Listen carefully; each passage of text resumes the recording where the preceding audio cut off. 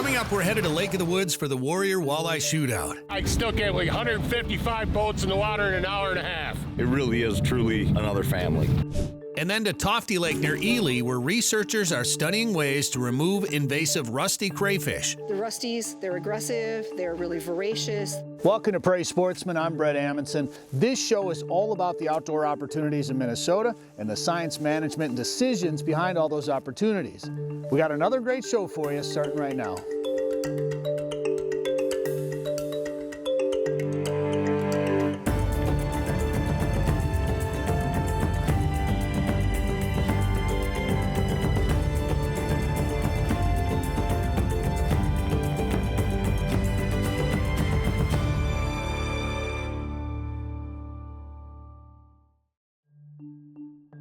Funding for Prairie Sportsman is provided by the Minnesota Environment and Natural Resources Trust Fund, as recommended by the Legislative Citizen Commission on Minnesota Resources, and by Mark and Margaret Yakel-Julien on behalf of Shalom Hill Farm, a retreat and conference center in a prairie setting near Windham, Minnesota, on the web at shalomhillfarm.org.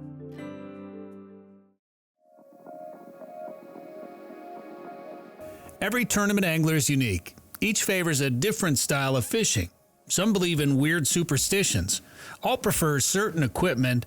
Everyone's different, except for this tournament at Lake of the Woods where, aside from their desire to catch the biggest fish, each team has one thing in common that puts them all in the same boat.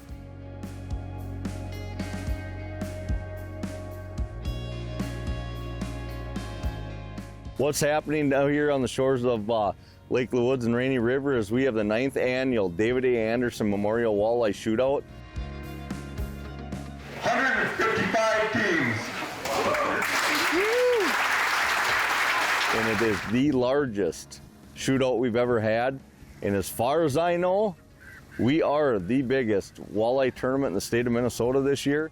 We started off doing like a Warrior rally is what they started as. It's like our 12th annual rally, and we did a few years in Devil's Lake, and then we were gonna move it every couple years. Well, we came up to Lake of the Woods one year and had a great dealer meeting and a great event, bunch of people, and we're like, hey, what should we do with this? And my dad actually was the one that came up with the idea. Is like, why don't we do a tournament, like a real tournament, and have an owner's tournament?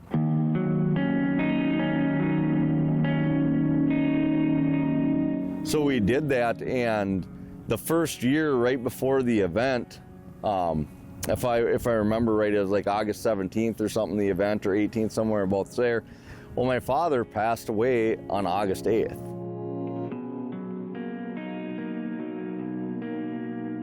Obviously, that was a huge hit to the company, huge hit to just everybody, and Chuck called me and he's like, we got to cancel everything because we had our dealer meeting scheduled and this and that. And I'm like, no, we can't do that.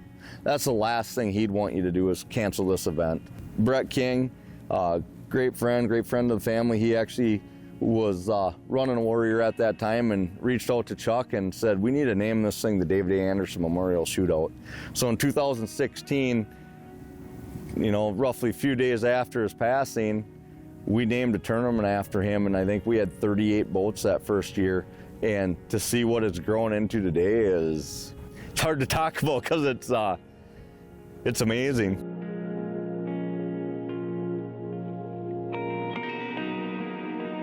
Kent asked me to come out to the Warrior tournament, be a part of the event, and quickly you kind of saw what was special about Warrior. It's truly the people around the Warrior boat family that make this a special event.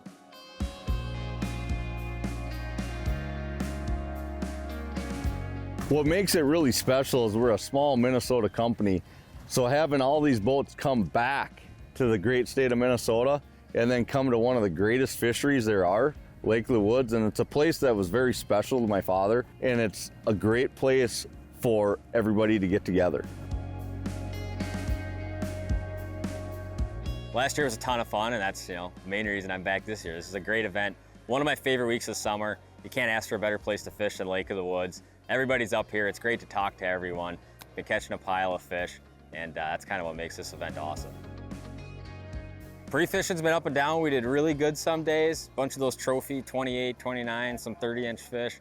And then other days it was super windy and we were struggling to catch some decent fish. So it's been all over the place. The weather looks nice tomorrow though, finally again. Well, we're here because we bought our first Warrior last fall. You know, we're just gonna try to cover as much ground and catch as many fish as quick as we can, really, you know. We caught some nice fish in the river today, but we're gonna go out and fish the lake tomorrow. Stay married afterwards, Yeah, too. yeah. There's guys that can really fish here, but, you know, anybody can catch a couple of big fish each time they've been out, right? You guys fish, you know. I mean, sometimes this luck falls in your hands, you know. We'll be standing in the bow, casting at hopefully big walleyes with some forward facing, and hopefully it pans out.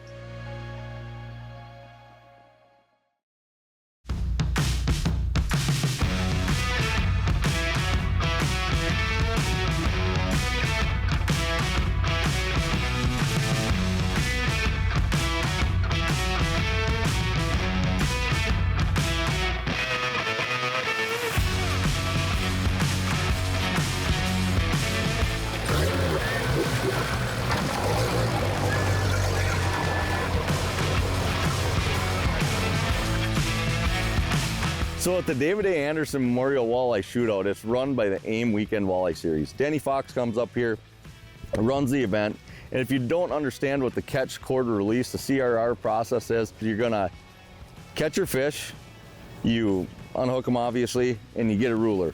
That ruler, all those fish are gonna be measured the same, belly to belly, head and left hand. You measure that fish, take a picture of it on the ruler, you pick that fish up, take a picture of the other side of the fish, that's the grip and grin they call it, or your hero shot, you release that fish back in the water. So that fish is out of the water for merely 30 seconds, and he goes back in, he gets to go back with all his friends. He doesn't have to get thrown in a live well like most tournaments and bounced around and drug across the stage and loaded and unloaded. So it's the most conservation-friendly system. There's no better way to run a tournament. A great day to be alive, that's what they tell me anyways. We've been here on site since 4:30 this morning. I still can't believe 155 boats in the water in an hour and a half.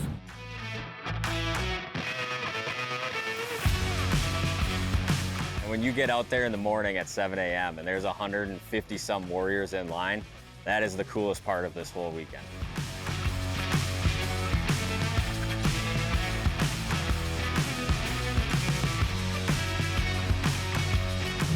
Here we go, boat number one, Pat Kovac and Bob Wagner. Mike Nelson, Jesse Longtime.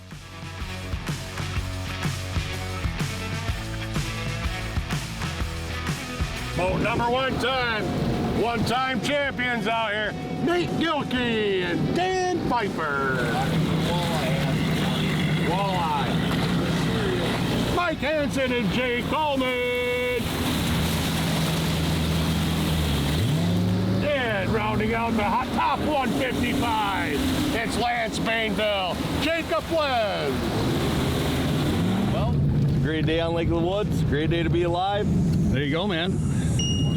155 boats off the Lake of the Woods. How's that feel? Feels pretty awesome. It's actually, to be honest with you, it's a really humbling experience. It's pretty awesome to see all these boats go out there. Everybody's got something common in together. It really is truly another family. And this whole event means a lot to me, means a lot to Chuck, means a lot to everybody involved with Warrior Boats, and I hope it means a lot to everybody that comes. And all those that can't make it, hopefully they can make it here someday and experience this, because it is breathtaking to see what you see. What do you think your dad would say seeing that?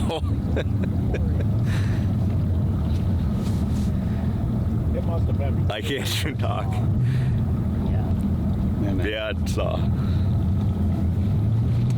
pretty special.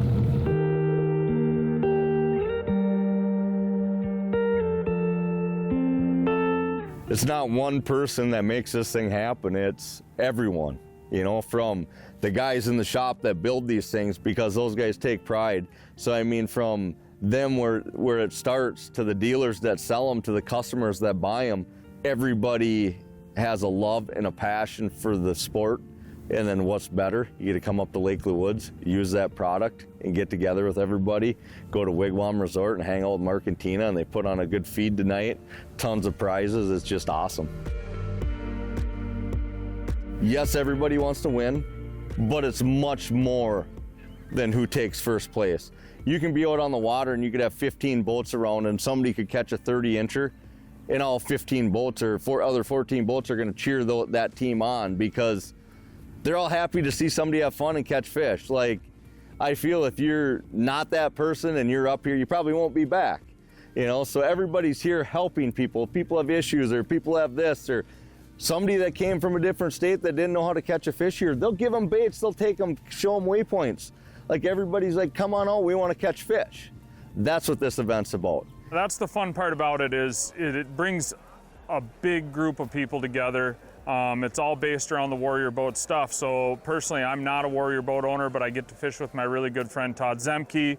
He's on the Warrior team, travels the country fishing out of that Warrior, and we get to come together and fish together, and it's a really good time. We have teams from all over the upper Midwest. I know we have teams from Michigan, we've had teams from Ohio, we have teams come down from Canada, all the way out to Montana, Nebraska. Anywhere a Warrior sold, I think we have people coming. Actually, I seen one coming from Colorado today.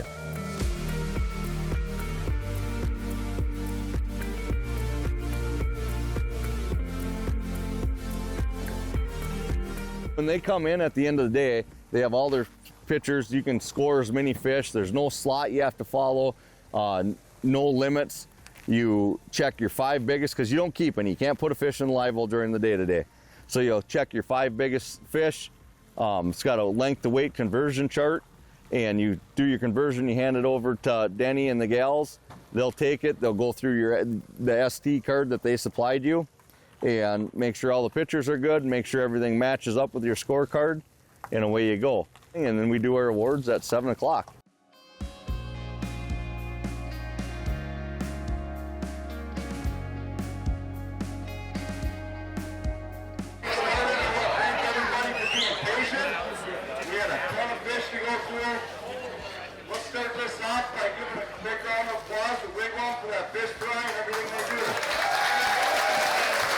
Let's just say this, there was more than one record broke today.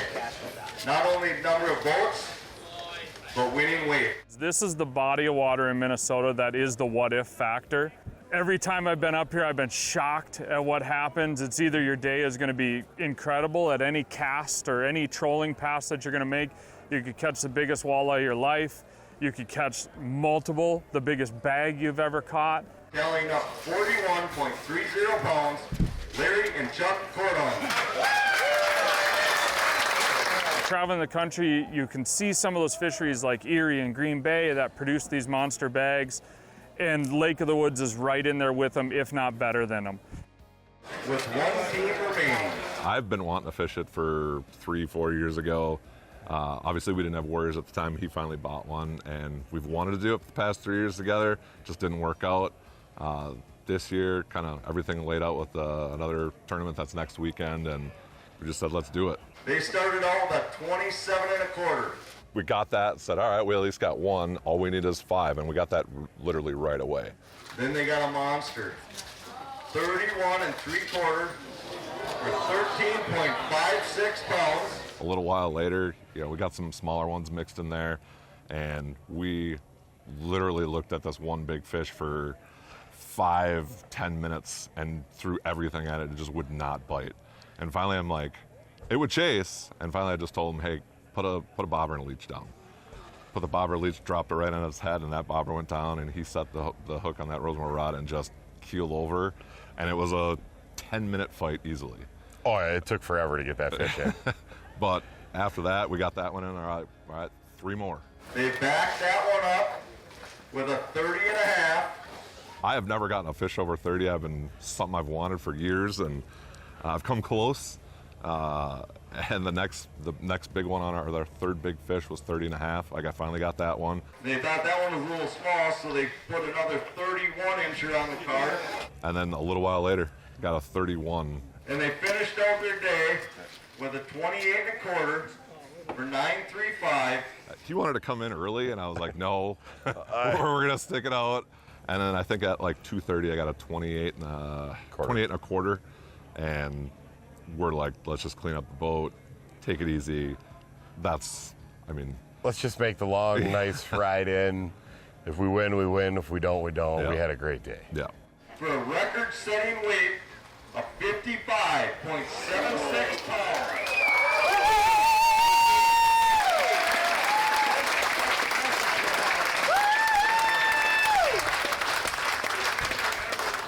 I looked at it as like, how can you really top that? I don't think I ever will. It was an amazing day. It was wild. I mean, fishing with my best friend, it was fun.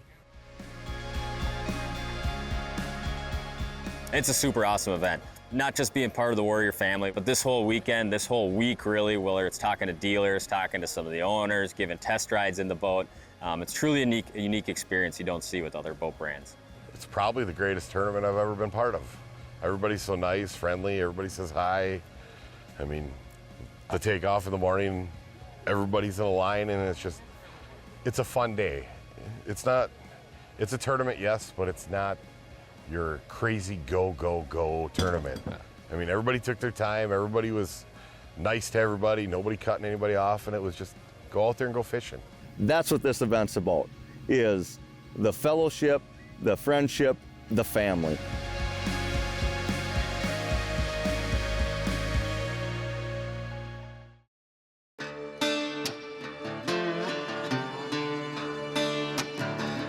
The land and waters along Minnesota's northern border have not been spoiled by many of the non-native species wreaking havoc in other parts of the state. Still, invaders are creeping in. Earthworms are chewing up forest floors, and rusty crayfish are threatening lake shores and wild rice production. Researchers are testing ways to kick them out.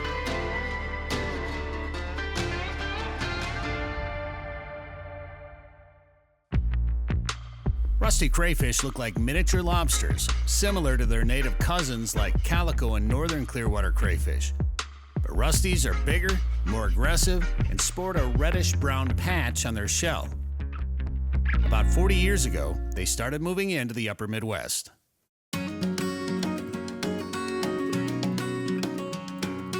The rusty crayfish is native to the Ohio River Basin, and as far as anyone can tell, they were moved here by anglers using them as bait. There's a couple of other theories. Rusty crayfish, because they're easily trappable, they were one of the crayfish that they would send to high schools to, learn dissections and things like that, and so it's possible that, high schools had extra and they released them. There's also a contention that maybe some people that wanted to catch crayfish and sell them as bait were bringing them up and releasing them into small lakes to start populations where, because they're very trappable, they could catch them and sell them as bait. They are across the whole Great Lakes region, the whole upper Midwest. In 20 states, they've even been found now in some of the western states. The rusties, they're aggressive, they're really voracious, they're really productive. They start eating more of the fish eggs, they start eating more of the snails, and so they could actually change the fish population of a lake, they can change the vegetation on the shoreline of a lake, so really change that whole ecosystem, and that's what people are upset about. We're losing our native crayfish, and these aggressive things are just changing the lake. University of Minnesota researchers based at the Natural Resources Research Institute in Duluth are evaluating ways to trap and remove the invasive crustaceans from lakes. Their work is funded by the Minnesota Environment and Natural Resources Trust Fund. We designed this project because we heard that everybody was worried about wild rice because of rusty crayfish. The rusty crayfish can go in and literally chop off the wild rice. We can't control rusty crayfish statewide on our own, but we thought, well, if there are lake associations or tribal groups that want to try to protect wild rice and other sensitive vegetation, let's see if we can figure out the best trapping methods for them to use to reduce the populations and protect those sensitive areas. And so that's what we're doing. What bait works best, what kinds of traps work best. University researchers partnered with 3 organizations to test trapping methods at Dumbbell, Caribou, and Tofte Lakes. For this lake, we're partnering with 1854 Treaty Authority, and they're out helping us. So they do half the traps, we do half the traps. The 1854 Treaty Authority is an intertribal natural resource management agency. So we are governed by Boys Fort and Grand Portage bands of Lake Superior Chippewa. Our main concern with rusty crayfish is that they're a non-native species, and they have a detrimental impact on the plant communities here, specifically One of our focuses is monomen, or wild rice. It's particularly susceptible to grazing by rusty crayfish. So we did some exclosure-enclosure work where we fenced off areas of wild rice and then either trapped and removed all the rusty crayfish from within that enclosure or stocked rusty crayfish in there. And then, as the summer went on, we just documented the growth of wild rice within that fenced-in area. We found that, with the lack of rusty crayfish within an area, the wild rice tended to grow better. If we stocked a bunch of crayfish in there, then they ate all the wild rice. In early August, we joined researchers on Tofte Lake near Ely. When we were here earlier at this lake, we marked the crayfish. So we put pinholes in their tails, and those pinholes tell when and where we caught this crayfish, so that if we recapture them, we'll be able to see, okay, how far did it go? This is to be able to tell people how far away from your wild rice bed, for example, do you have to set traps in order to really reduce the population.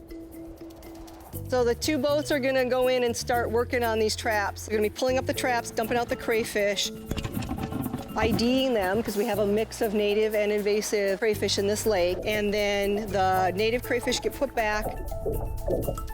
The invasive crayfish, we measure them, check to see if they've been marked, and then the invasive crayfish get killed.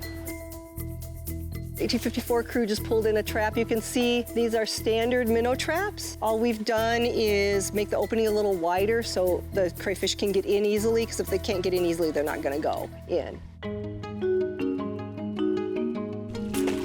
Researchers determined hot dogs are the best bait for attracting crayfish. Rusty crayfish are omnivores. They will eat anything that they think is munchy. And of course, protein is a good food source. So what we believe is that they have chemosensors. They can sense carrion, the chemicals that come off of decomposing meat, and they'll follow it up current to wherever that is. And we all know they eat, dead fish and decaying stuff in lakes. You see crayfish on them. So that's what they're doing with a hot dog. Tried cat food and frozen smelt, and of course, those two baits were a little harder to work with. Looking for the things that are easy for landowners and lake associations and tribes to use. So hot dogs work just fine. Hot dogs are easy. We'll go with hot dogs. One of the things about rusties is just they are so much more aggressive than most of the native species, and they're really territorial about food resources. That's partly how we think they push the native populations out. I have been chased around the boat by a mad crayfish this big. Rusties are just crazy. Native crayfish, they'll go into a defensive posture. Rusty crayfish will actually chase you. They get their pinchers up and then it's ridiculous. I am like 200 times bigger than you.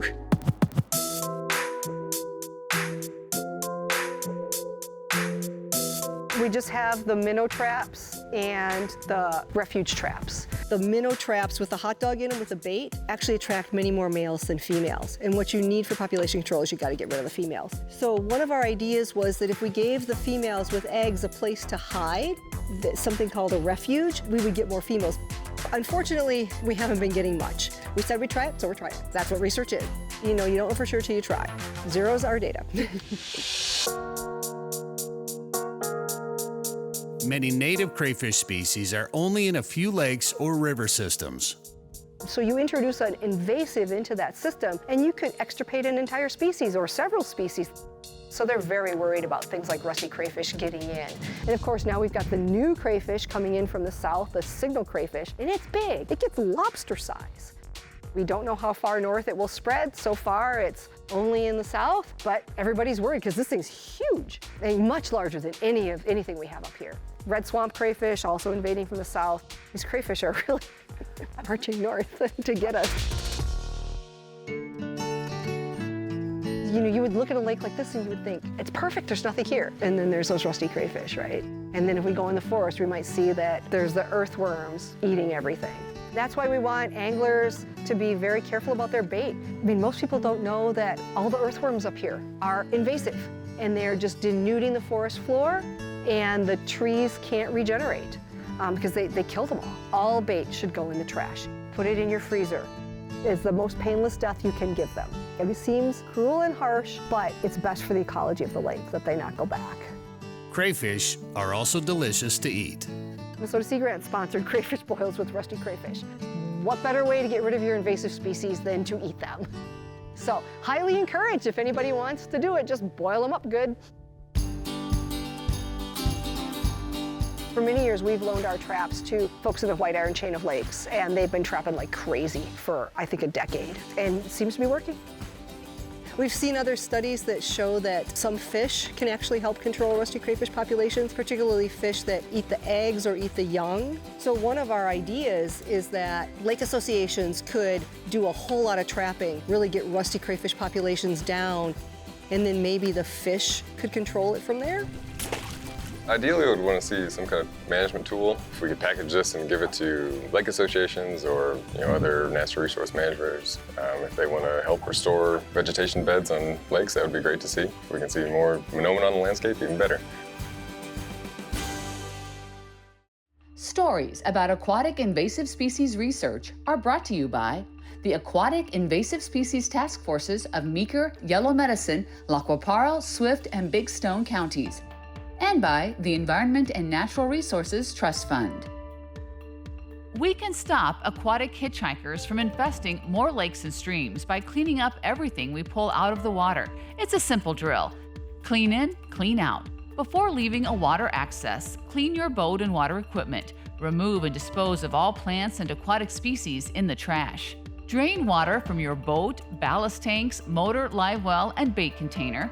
Remove drain plugs and keep drain plugs out while transporting equipment. Dispose of unwanted bait in the trash. To keep live bait, drain the water and refill the bait container with bottled or tap water. And if you have been in infested waters, also spray your boat with high pressure water. Rinse with very hot water. Dry for at least 5 days. Stop the spread of AIS.